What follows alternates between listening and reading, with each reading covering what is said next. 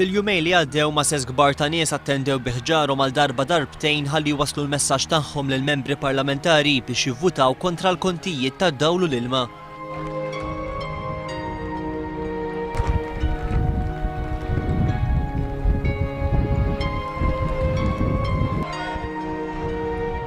Dan huwa pensjonant, għandu 66 sena, kien preżenti għal protesta ta' 2 flaxija. X'se tistenna mill-vot tal-lejla? Nisma ma tgħaddix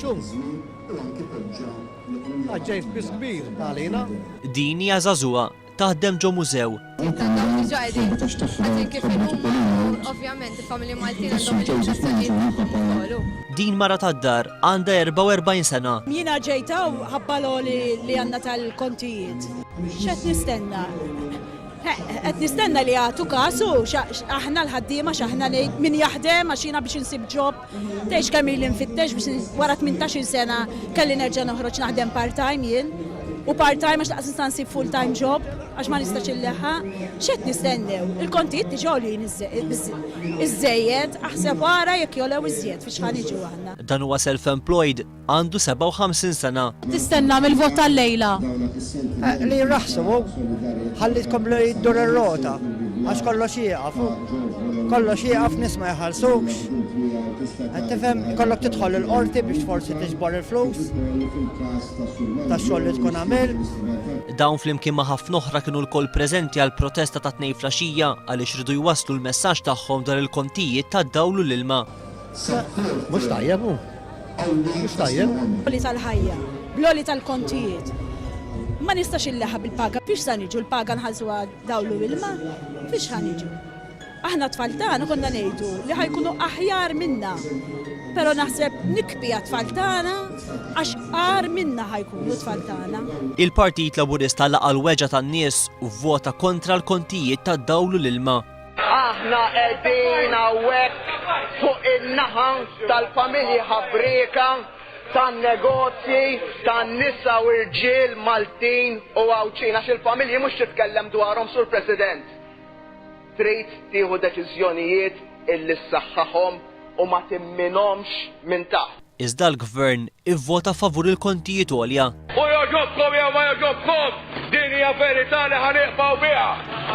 U maħniex se nibżgħu milli nieħdu d-deċiżjonijiet. Id-dikjarazzjoni tal-Ministru Ostingat waslet l-għada tad-dikjarazzjoni tal-Ministru tal-Finanzi Tonio Fenek meta qal li l-poplu Malti jeħtieġ li jibda jidra l-kontijiet għolja tad-dawl u l-ilma. Mela tħodux tħarsu lura u tgħidu se jerġa' jonqos għax mhux se jerġa' jonqos. Mela rridu nidrawh. Id-diskussjoni fil-Parlament it-2 flaxija kienet waħda mqanqla bil-mexxej Laburista jqajjem l-argumenti kollha għaliex il-kontijiet tad-dawl u l-ilma imposti mill-Gvern preżenti mistenni jħallu impatt ħażin fuq il-familji Maltin u Għawċin. Għandna Prim Ministru illi jiftaħar bil-kuxjenza soċjali u qabel l-elezzjoni kien jgħid li s-sussidju huma turija tal-kuxjenza soċjali. Immissa x'għamel nesa kollox, daħħal it-taxxa fuq id-dranaġġ. Daħħal it-taxxa fuq id-dranaġġ qiegħed hemmhekk. U qalilna wkoll li qed jagħti l-kumpens. Li ma qalilniex huwa li min jieħu il-benefiċċju dawn is-26,000 familja anke jekk jieħdu euro wieħed mhux ħajjieħdu l-benefiċċju. Immaġinaw, jekk jieħdu euro wieħed minn dan tal-aktar familji fil-bżonn, il-benefiċċju ieħor jistgħu jinsew. Bejn Diċembru 2009 u Jannar 2010, it-tariffi tad-dawl u l-ilma lew b'29% waqt li l-medja Ewropea kienet ta' 1%. Xhieda li l-kontijiet molewx minħabba l-prezz internazzjonali taż-żejt imma biex jagħmlu tajjeb għal ħela l-ineffiċjenza u l-korruzzjoni fih dan il-Gvern. Għalma l-nies qegħdin tixxaħħu għal affarijiet oħra ma sibtux il-flus. It-tarzna beħħejtu b'ċek 1,750,000 fis-sena, ġifieri għandkom flus hemm x'imkien ieħor. Tliftu bejn 40 u 80 miljun fuq żewġ vapuri għalhekk sibtuhom il-flus. L-RJ70 sul-Azzurrer xorbu 120 miljun f'riservi tal-Air Malta għalhekk sibnihom il-flus. 4 miljuni commission tal-Power Station. 58 miljon biex jixri lura il-weda il-gitba li gideb l-issidin tal-karozzi tal-linja.